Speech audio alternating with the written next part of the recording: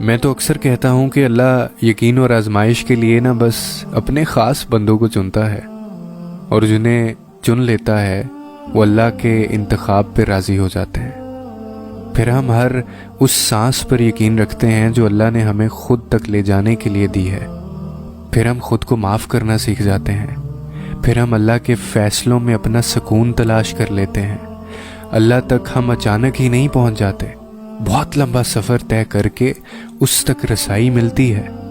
جب ہمیں اڑان کا شوق ہوتا ہے تب وہ ہمیں منہ کے بل زمین پر گراتا ہے۔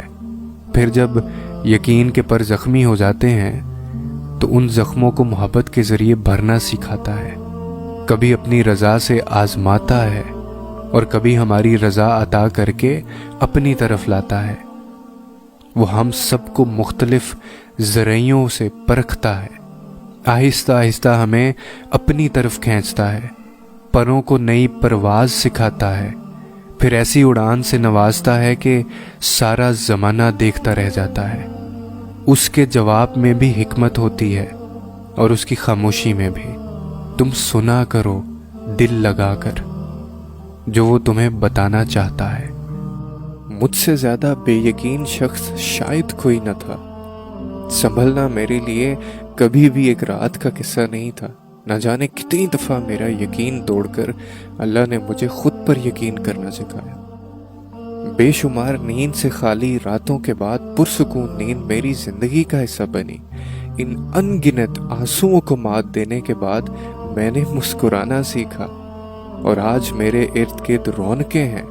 تو میں نے وہ وقت بھی دیکھا ہے جب میرے آس پاس کوئی دوست نہ تھا، کوئی ایسا شخص نہ تھا جو دو بول بول کر مجھے بہلاتا یا مجھے سنتا۔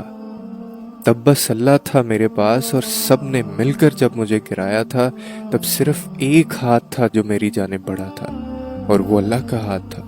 اللہ نے مجھے صبر کرنا سکھایا، اللہ نے مجھے محبت کرنی سکھائی، اللہ نے مجھے سجدہ کرنا سکھایا۔ میرے لیے کچھ بھی آسان نہیں تھا۔ ضبط کرنا، نہ من پسند چیز کو چھوڑنا، بہت وقت لگا تھا مجھے۔ یہاں تک کہ اس کی حکمتوں پہ آمین کہتے بھی بہت وقت لگا تھا مجھے۔